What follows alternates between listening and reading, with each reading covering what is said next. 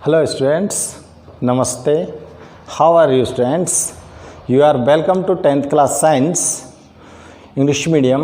Students, our chapter 8, carbon and its compound is going on. In this chapter, we are going to study about allotropes of carbon atom.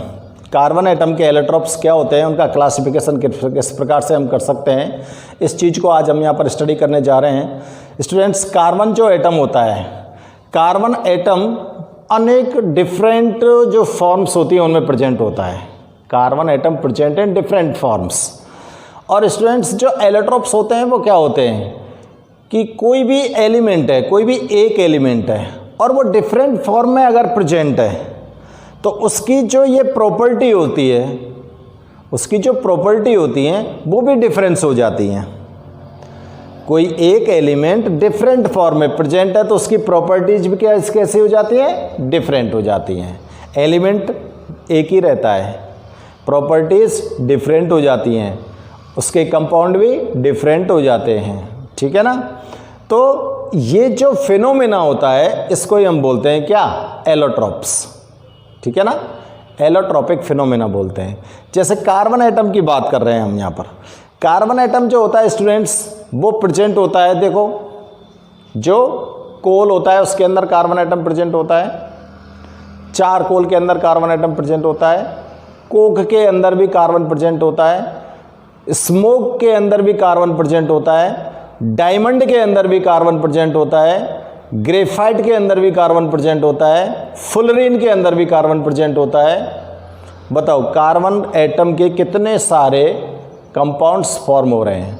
क्या सभी compounds की जो properties हैं वो similar हैं? नहीं है ना।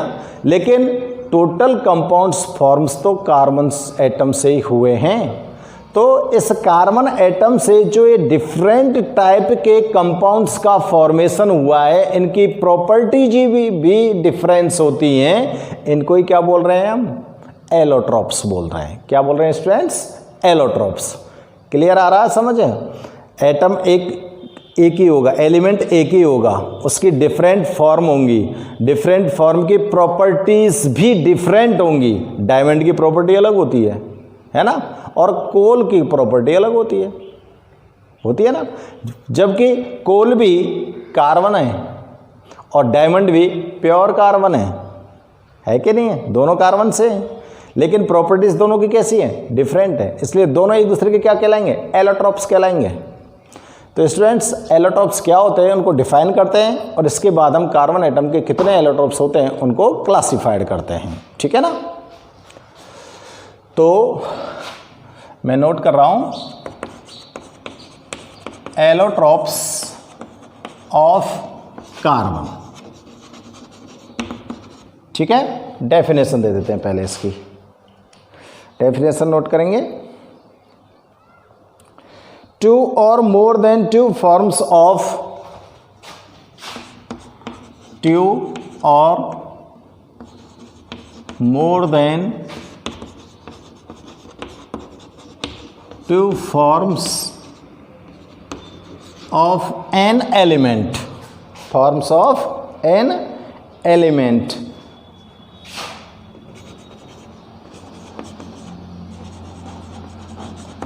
which, जिसमें are quite different in, which are quite different in properties, quite different in properties, उनकी प्रॉपर्टीज में क्या होता है, डिफरेंट होता है। From each other, from each other are called allotropes. इनको क्या बोलेंगे आप, एलोट्रोप्स बोलेंगे, ठीक है ना। And this property is known as, and this phenomena लिख दो, इज नॉन एज एलोट्रॉपी। इस फिनोमेना को क्या बोलते हैं स्टूडेंट्स? हम एलोट्रॉपी बोलते हैं। ठीक है ना। देखो नेचर के अंदर कार्बन एटम जो होता है वो वेरियस फॉर्म में प्रेजेंट होता है। नेचर के अंदर जो कार्बन एटम होता है स्टूडेंट्स वो वेरियस फॉर्म में प्रेजेंट होता है। वेरियस फॉर्म में प्रेजेंट है तो सब, जैसा कि मैं अभी आपको बता रहा था कि सभी बने तो किसके हैं? कार्बन के, लेकिन इनकी कंपाउंड्स है वो डिफरेंट है और सभी कंपाउंड्स की प्रॉपर्टीज कैसी हैं? डिफरेंट। तो देखो पहले मैं कार्बन के एलोट्रोप्स का क्लासिफिकेशन कर देता हूँ आपके लिए, जिससे हमको पता लग जाए कि कार्बन के कितने एलोट्रोप्स हैं।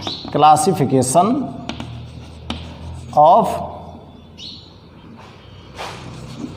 Carbon allotropes. कार्बन एलोट्रोप्स का क्लासिफिकेशन कर लेते हैं। देखो कार्बन एटम के जो एलोट्रोप्स होते हैं स्टूडेंट्स, उनको हम 2 टाइप में डिवाइड करते हैं। पहला है क्रिस्टेलाइन और दूसरा है acrystalline. Crystalline allotrope and acrystalline allotrope. ठीक है ना। एलोट्रोप लिखूं? एलोट्रोप, इसके पीछे भी लिख दो एलोट्रोप। अब देखो क्रिस्टेलाइन जो एलोट्रोप होते हैं उनको अगेन 3 पार्ट में डिवाइड किया गया है।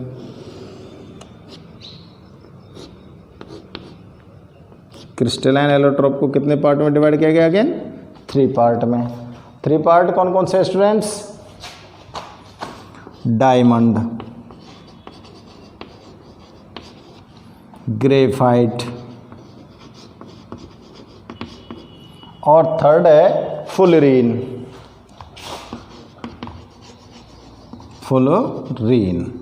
ठीक है। ये तो कार्बन एटम के क्रिस्टेलाइन एलोट्रोप्स हो गए 3, डायमंड, ग्रेफाइट एंड फुलरीन। अब एक क्रिस्टेलाइन एलोट्रोप्स कौन कौन से हैं ये देखते हैं हम। एक क्रिस्टेलाइन कह दो, चाहे नॉन क्रिस्टेलाइन कह सकते हो इसको, नॉन क्रिस्टेलाइन कह सकते हैं, और एक नाम और दे सकते हैं स्टूडेंट्स इसको, एमोर्फस।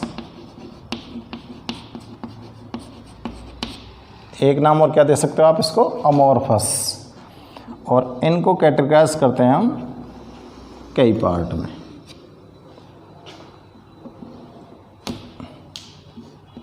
ठीक है, लिखते चले जाएंगे, पार्ट बनाते चले जाएंगे एमोर्फस का।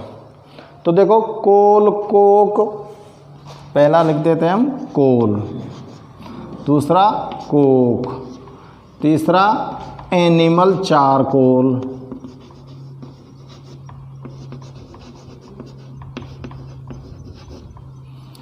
चौथा would charcoal,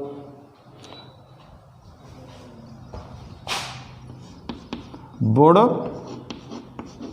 charcoal,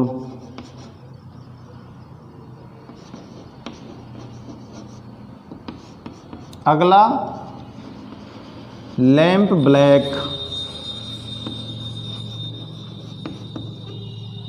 lamp black, BLACK। ठीक है ना। और नेक्स्ट है BLA, ए लिखना है। अगला है गैस कार्बन। ये एमोर्फस इसके क्या हैं? एलोट्रोप्स हैं। ठीक है ना। तो देखो स्टूडेंट्स, एलोट्रोप्स की डेफिनेशन आपके पास आ गई। एलोट्रोपी क्या होती है? एक ही एलिमेंट होता है, उसकी डिफरेंट फॉर्म होती है स्टूडेंट्स।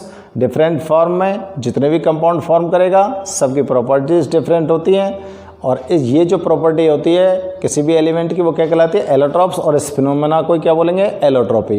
कार्बन एटम के जो एलोट्रोप्स होते हैं उनका क्लासिफिकेशन कर रहे हैं हम। कार्बन एटम के 2 एलोट्रोप्स हैं, क्रिस्टेलाइन और नॉन क्रिस्टेलाइन। नॉन क्रिस्टेलाइन को आप एमोर्फस भी बोल सकते हो। ठीक है ना। एक क्रिस्टेलाइन भी कह सकते हैं इसको, कोई दिक्कत नहीं है। क्रिस्टेलाइन एलोट्रोप्स को फिर से 3 पार्ट में डिवाइड किया गया है, diamond, graphite and fullerene. Clear है। और नॉन क्रिस्टलाइन एलोट्रोप्स को डिवाइड किया गया है स्टूडेंट्स यहाँ पर 6 पार्ट में। Coal, coke, animal charcoal, wood charcoal, lamp black और गैस कार्बन। लैंप ब्लैक क्या होता है? काजल, आंखों में डालने वाला काजल, ठीक है ना। तो ये हो गया इसका क्लासिफिकेशन। अब स्टूडेंट्स हमको इस चैप्टर में ओनली क्रिस्टलाइन एलोट्रोप्स स्टडी करना है। नॉन क्रिस्टलाइन एलोट्रोप्स हमारे सिलेबस में नहीं है, आपको क्रिस्टलाइन एलोट्रोप्स को स्टडी करना है। क्लियर है? तो आप फटाफट से इसको नोट कीजिए और हम स्टार्ट करते हैं नेक्स्ट टॉपिक। तो बच्चों स्टार्ट करते हैं। हमको पढ़ना है क्या? क्रिस्टलाइन एलोट्रोप, ठीक है ना। तो देखो, क्रिस्टलाइन एलोट्रोप, ठीक है। तो क्रिस्टलाइन एलोट्रोप्स किसको बोलते हैं? देखो स्टूडेंट्स, कार्बन एटम से या कार्बन एलिमेंट से formed those compound in which carbon atom arranged in a definite proportion and definite bond angle. यानी कि कार्बन एटम जिन कंपाउंड्स में एक डेफिनेट ज्योमेट्री और डेफिनेट बॉन्ड एंगल में प्रेजेंट होता है या अरेंज होता है, तो वो तो कहलाते हैं क्रिस्टलाइन एलोट्रोप्स। और जिनमें बॉन्ड एंगल भी डेफिनेट नहीं है, ज्योमेट्री भी डेफिनेट नहीं है, वो कैसे हो जाते हैं? एमॉर्फस एलोट्रोप्स हो जाते हैं, ठीक है ना। तो हमको क्या पढ़ना है? क्रिस्टलाइन पढ़ना है। तो क्रिस्टलाइन की जो डेफिनेशन है वो किस तरह से ध्यान रखनी है? क्रिस्टलाइन जो एलोट्रोप्स है उसमें कार्बन एटम की जो ज्योमेट्री होगी, बॉन्ड एंगल होगा, दोनों डेफिनेट होंगे और डेफिनेट सिस्टम से ही ये अरेंज होगा उन कंपाउंड्स के अंदर कार्बन एटम, तो वो कहलाएंगे क्रिस्टलाइन एलोट्रोप्स, ठीक है। मैं डेफिनेशन नोट कर रहा हूँ इसकी, क्रिस्टलाइन एलोट्रोप्स की, चेक करो आप। Allotropes in which carbon atom, allotropes in which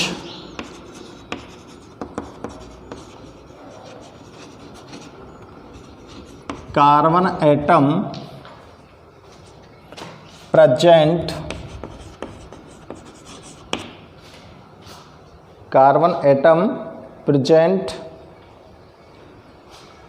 या कार्बन एटम्स आर अरेंज्ड लिखो, carbon atoms are arranged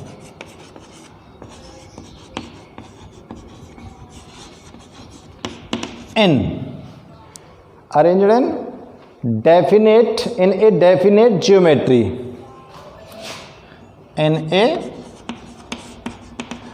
definite geometry। Geometry कैसे होनी चाहिए? डेफिनेट। और बॉन्ड एंगल भी कैसा होना चाहिए बच्चों? Definite with definite bond angle, with definite bond angle.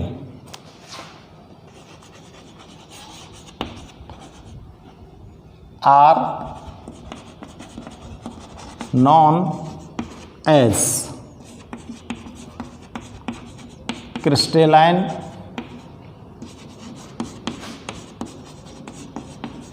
Allotropes. क्या कहलाएंगे ये? Crystalline allotropes. आपको समझ में आ रही होगी डेफिनेशन। ऐसे एलोट्रोप्स जिनमें कार्बन एटम एक डेफिनेट ज्योमेट्री और डेफिनेट बॉन्ड एंगल की तरह व्यवस्थित होता है, तो वो ही क्या कहलाते हैं? Crystalline allotropes. एग्जाम्पल कौन कौन से हैं बताओ? आवाज लिखे। डायमंड, ग्रेफाइट, फ्लोरीन, ठीक है ना। ये तीनों नोट किए थे ना अभी। अब देखो हमको ये पढ़ने हैं तीनों, डायमंड पढ़ना है, ग्रेफाइट है और फ्लोरीन। ये 3 जो कंपाउंड्स यहाँ पर गिवन है स्टूडेंट्स, इन कंपाउंड्स की हमको स्ट्रक्चर का स्टडी करना है, तो फर्स्ट ऑफ ऑल हम बात करते हैं स्ट्रक्चर ऑफ डायमंड की।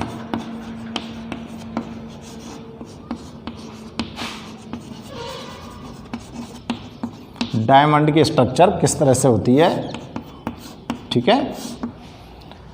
क्या पढ़ रहे हैं आप? First of all structure of diamond. तो देखो स्टूडेंट्स, डायमंड जो होता है उसके अंदर कार्बन एटम होता है। आपको ये तो पता, ये एक तो एक चीज़ ध्यान रखनी है आपको, कार्बन एटम की जो बैलेंस है वो कितनी है? 4, ठीक है ना। तो एक कार्बन एटम जो होगा 4 बॉन्ड फॉर्म करेगा और 4 बॉन्ड करके ये अदर कार्बन एटम के साथ भी अटैच हो सकता है ना। और कार्बन एटम दूसरे कार्बन एटम के साथ अटैच होकर कोई कंपाउंड फॉर्म कर सकता है। जब कार्बन एटम की जो बैलेंस है वो सेटिस्फाइड होती है किससे? कार्बन एटम से। तो चारों तरफ इसी तरह से इसकी बैलेंस सेटिस्फाइड होगी, क्योंकि जो डायमंड होता है ना, वो मैं आपको एक बात बता दूं, प्योरेस्ट फॉर्म ऑफ कार्बन होता है। Diamond is a purest form of carbon, ठीक है ना। इसके अंदर लेश मात्र भी अशुद्धि इम्प्योरिटीज नहीं पाई जाती है डायमंड के अंदर। ओनली कार्बन एटम से मेड होता है डायमंड। तो डायमंड के अंदर every carbon atom attached with 4 other carbon atom, ऐसा कह सकते हैं। और इस तरह से ये अटैच्ड होकर एक रिजिड 3 डायमेंशनल स्ट्रक्चर फॉर्म करता है। और रिजिड 3 डायमेंशनल जो स्ट्रक्चर फॉर्म करता है, इसीलिए कह सकते हैं स्टूडेंट्स हम, diamond is the hardest substance of this nature. Diamond जो होता है वो इस प्रकृति का कठोरतम पदार्थ है। इससे ज़्यादा कठोर कोई पदार्थ नहीं है पूरी नेचर के अंदर, ठीक है ना। तो ये स्ट्रक्चर इसकी हमको नोट करनी है इस तरह से। ये मैंने बताया आपको कि डायमंड के अंदर जो कार्बन एटम होगा वो किस तरह से अरेंज होगा, क्लियर है ना। तो देखो मैं पॉइंट बना के इसकी स्ट्रक्चर को नोट करता हूँ students. In diamond each carbon atom is bonded with, in diamond each carbon atom is bonded with 4 other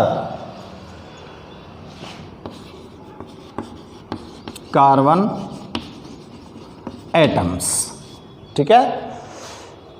एक कार्बन एटम है जो 4 कार्बन एटम से अटैच्ड होता है in rigid 3 dimensional, in rigid 3 dimensional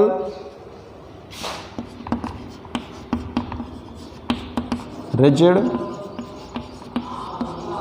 3 dimensional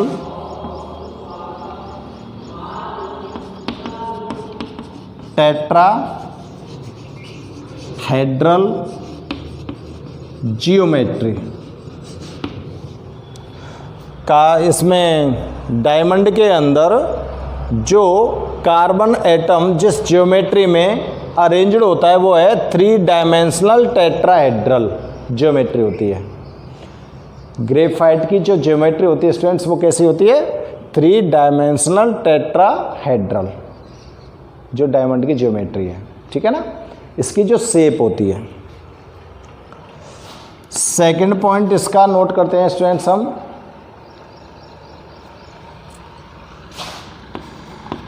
it is purest form of carbon. Diamond जो है वो carbon की प्योरेस्ट फॉर्म है, क्लियर है। तीसरा पॉइंट लिखते हैं, diamond is non conductor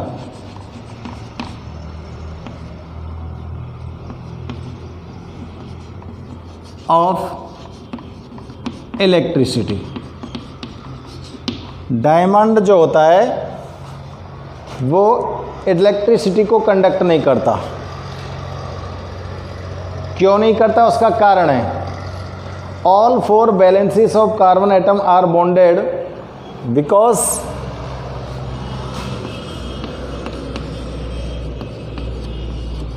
all 4 valencies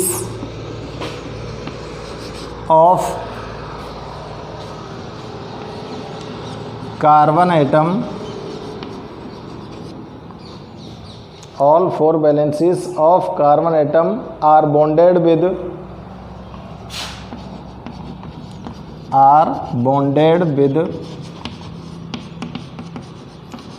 other 4 carbon atoms.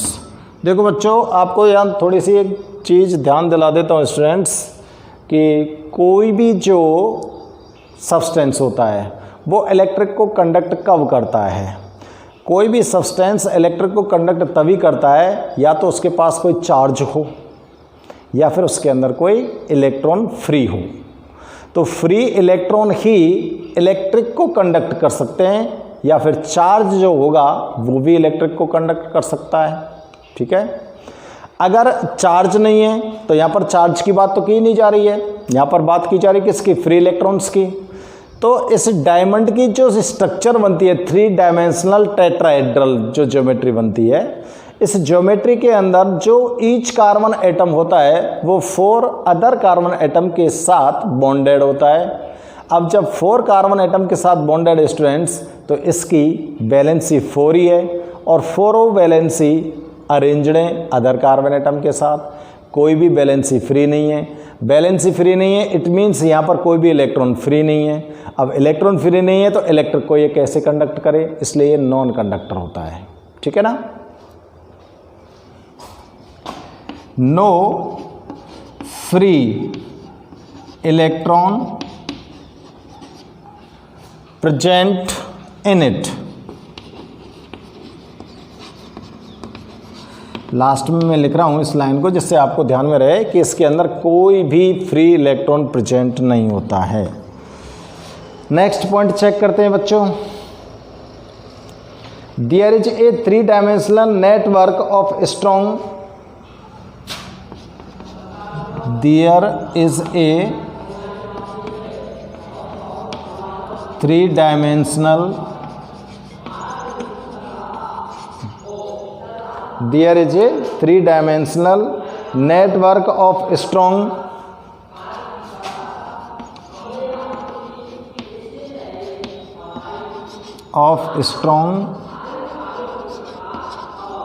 covalent bond।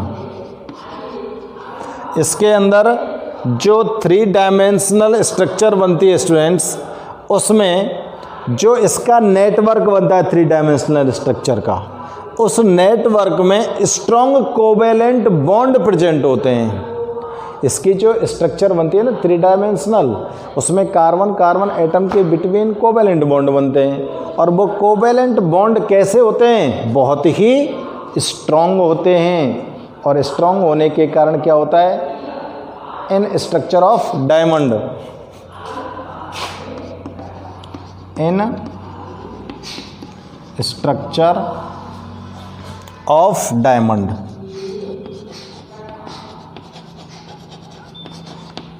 इसी के कारण तो इसकी जो हार्डनेस है वो इंक्रीज होती है। It is the cause that, it is the cause that, यही कारण है कि, क्या कारण है ये, that diamond is the hardest, diamond is the hardest,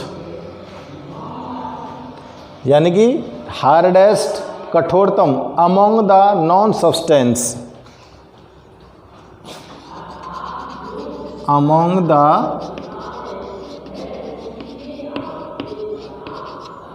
non substance, यानी कि अब तक के जितने भी ज्ञात सब्सटेंसेस हैं। प्रकृति के अंदर अब तक जितने भी पदार्थों की खोज हुई है उन सभी पदार्थों में सबसे ज़्यादा कठोर हार्ड जो सब्सटेंस है वो डायमंड है। ठीक है ना। और उसका रीजन इसी लाइन में लिखा हुआ है, there is a 3 dimensional network of strong covalent bond in structure of diamond. Diamond की जो स्ट्रक्चर होती है उसमें कोवेलेंट बॉन्ड का 3 डायमेंशनल जो नेटवर्क प्रेजेंट होता है वो बहुत ही स्ट्रॉन्ग होता है, इसलिए ये नेचर का हार्डेस्ट सब्सटेंस है। तो डायमंड्स की प्रॉपर्टीज़ और मेरे को नोट करनी है, आप एक बार इनको सबको नोट कर लीजिए। ठीक है ना, फटाफट से। नेक्स्ट पॉइंट लिखते हैं इसका 5 नेक्स्ट पॉइंट है students, melting point of diamond. Melting point of diamond is 3845 kelvin. कितना हाई है ना, जल्दी से मेल्ट नहीं होता है। 6 पॉइंट नोट करते हैं, due to pressure of rocks.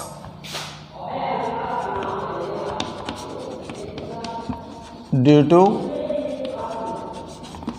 Pressure of rocks, मतलब जो डायमंड होता है ना वो ट्रांसपेरेंट होता है कि नहीं होता है। तो डायमंड ट्रांसपेरेंट कैसे बनता है, तो देखो जो डायमंड होते हैं वो रॉक्स के बिटवीन रखे होते हैं और रॉक्स का बहुत ज़्यादा वेट होता है, और बहुत ज़्यादा वेट के कारण स्टूडेंट्स जो रॉक्स का प्रेशर इसके ऊपर लगता है, उस प्रेशर के कारण इस डायमंड के अंदर से टोटल इम्प्योरिटीज़ इंक्रीज वो आउट हो जाती हैं, सारी इम्प्योरिटीज इससे बाहर निकल जाती हैं और फिर स्पेशल प्योर डायमंड बनता है। प्योर जब कार्बन इसके अंदर रिमेन्स होता है तो स्टूडेंट्स ये हो जाता है transparent.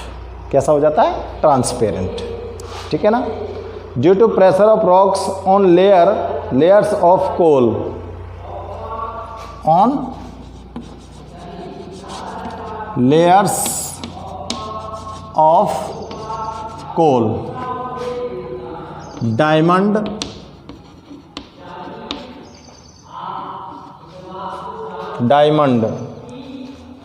becomes transparent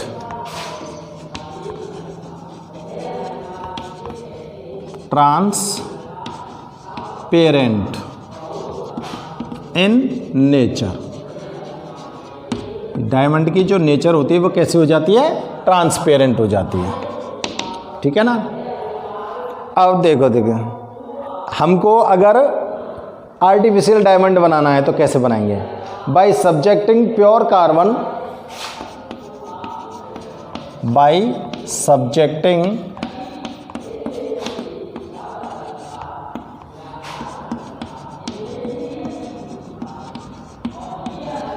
pure carbon at extremely high temperature, eight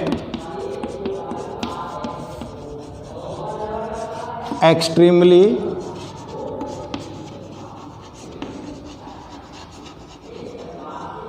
high temperature and pressure,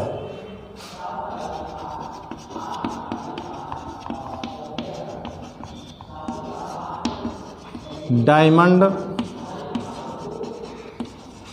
can be synthesized। Diamond का सिंथेसाइजेशन किया जा सकता है। ठीक है ना। अब देखो बच्चों, मैं इसके यहाँ पर फटाफट से यूज एज और लिख देता हूँ। डायमंड का यूज किस में करते हो आप लोग, फटाफट से नोट कर लो। ये डायमंड का यूज्ड एज ग्लास कटर, कांच को काटने में डायमंड का यूज़ किया जाता है। सेकेंड यूज इसका लिख सकते हैं, used in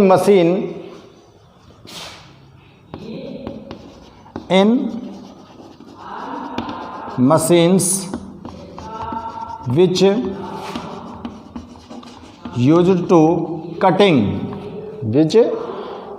which used to cutting rocks and stones.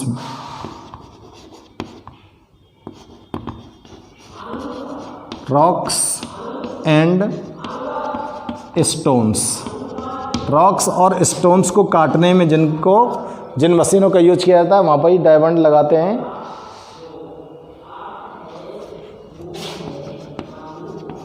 Used to form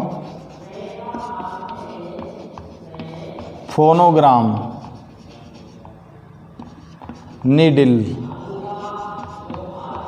needles और ऑर्नामेंट्स में इसका यूज करते हैं। Diamond is use in manufacturing used to manufacturing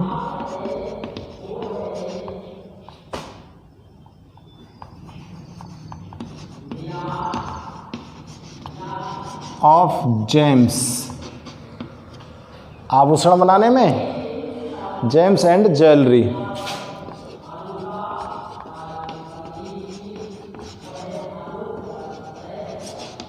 James और ज्वेलरी को बनाने में भी इसका यूज़ करते हैं। ठीक है ना। अब देखो डायमंड की मैं स्ट्रक्चर आपको बना देता हूँ यहाँ पर, आप लोग गौर से देखना बच्चों, किस तरह से मैं डायमंड की स्ट्रक्चर फॉर्म कर रहा हूँ।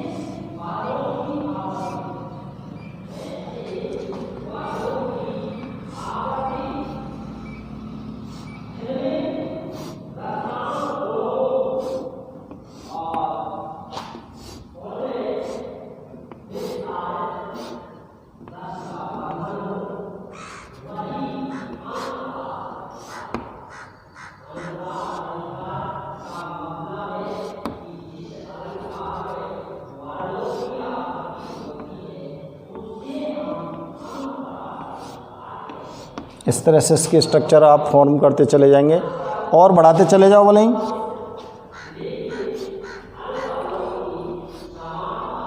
इस साइड में ये बढ़ते चले जाएंगे इस तरह से। ठीक है ना। अब देखो यहाँ से और स्टार्ट कर रहा हूँ मैं।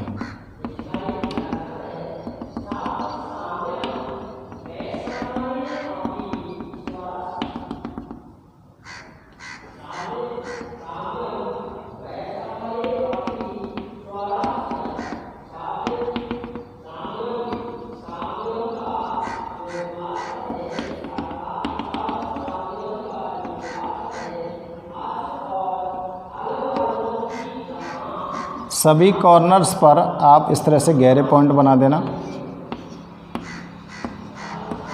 जो डिनोट करता है कि यहाँ पर एक कार्बन एटम प्रेजेंट है।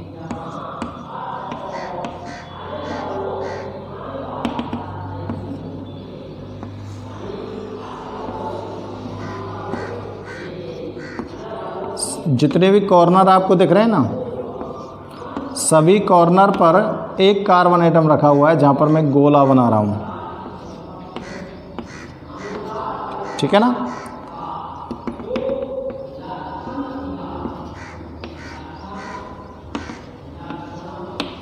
ये स्ट्रक्चर बढ़ती चली जाती है स्टूडेंट्स,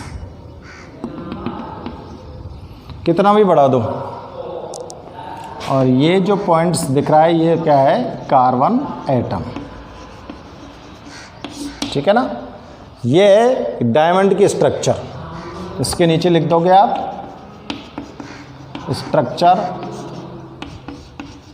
ऑफ डायमंड। तो ये डायमंड आपका यहाँ पर फिनिश होता है। एक क्रिस्टलाइन जो एलोट्रोप है डायमंड, वो फिनिश हो गया।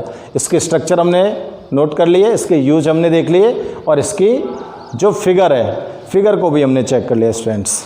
अब आपको नेक्स्ट वीडियो में नेक्स्ट जो क्रिस्टलाइन सब्सटेंस है ग्रेफाइट, उसकी स्ट्रक्चर को स्टडी कराएंगे। Okay students, good bye.